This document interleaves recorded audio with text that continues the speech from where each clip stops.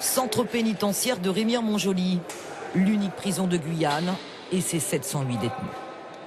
Pour des raisons de sécurité, tous les visiteurs sont accompagnés par un membre de la prison. La directrice adjointe du centre pénitentiaire, Françoise Mounsami, est notre guide. À l'une des extrémités du centre pénitentiaire, au bout de ce long couloir, l'atmosphère austère de la prison prend un tout autre aspect.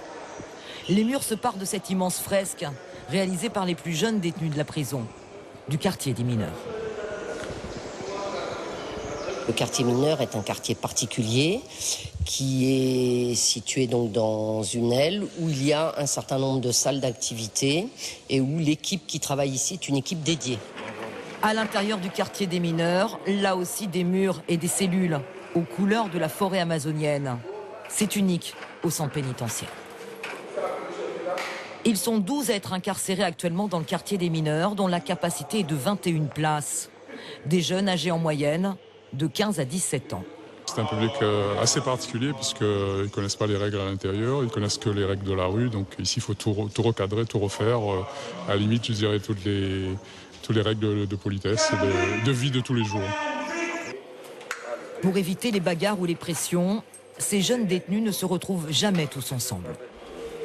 Toutes les activités se font par petits groupes, de 5 à 6 détenus. Car ici, le climat peut être rapidement très tendu. Ça reste quand même des enfants. Donc un enfant, ça part au clash rapidement.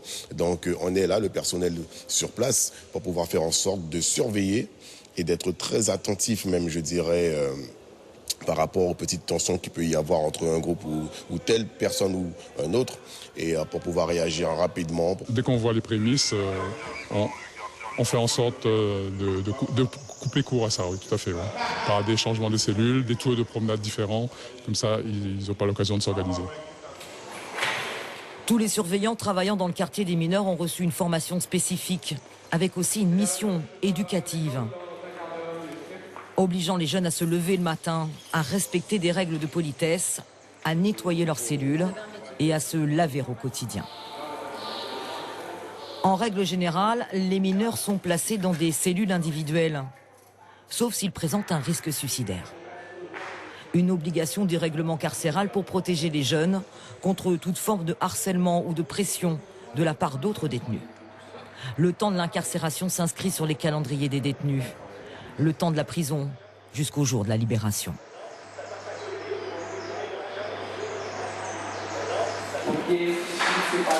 Les mineurs ne côtoient jamais les détenus des autres quartiers.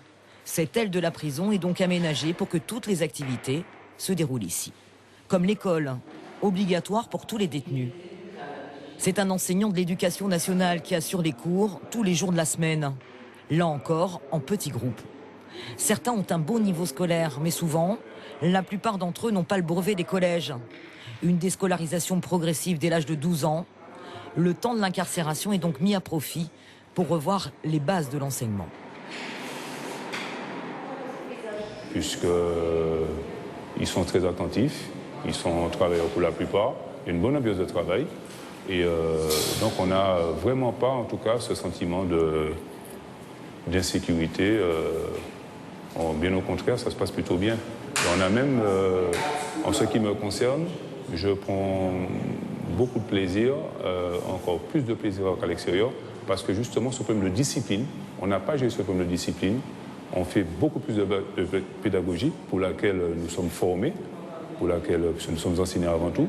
Donc, en ce qui me concerne, je prends beaucoup de plaisir à travailler ici depuis 1 an et demi, puisque je suis en fonction ici depuis 1 an et demi. L'aile du centre pénitentiaire dédié aux mineurs accueille également une équipe de 2 éducateurs de la protection judiciaire de la jeunesse. Des entretiens quotidiens afin de préparer la sortie des détenus et parler des faits qui les ont amenés à être incarcérés. Il faut que ce temps-là, ça sert. Et ça sert justement à travailler sur l'acte, travailler sur la notion de récidive, sur la notion du projet de sortie, sur la notion de qu'est-ce qui l'a amené à être là, comment il peut sortir lui, comment il envisage la vie.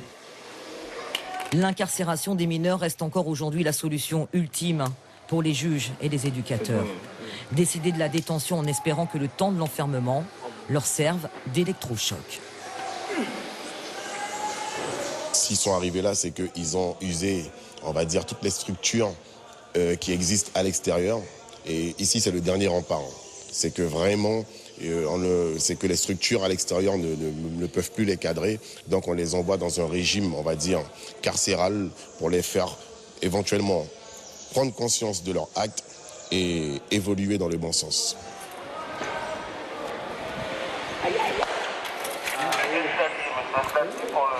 Les gars, allez, hop. Certains de ces jeunes détenus sont incarcérés depuis plusieurs mois sans avoir reçu la moindre visite de leur famille. Nous n'avons pas eu le droit de les interroger en raison du refus de leurs parents. Ces 10 dernières années, 105 jeunes de moins de 18 ans ont été incarcérés dans le quartier des mineurs du centre pénitentiaire de Rémire. 15 d'entre eux avaient moins de 16 ans.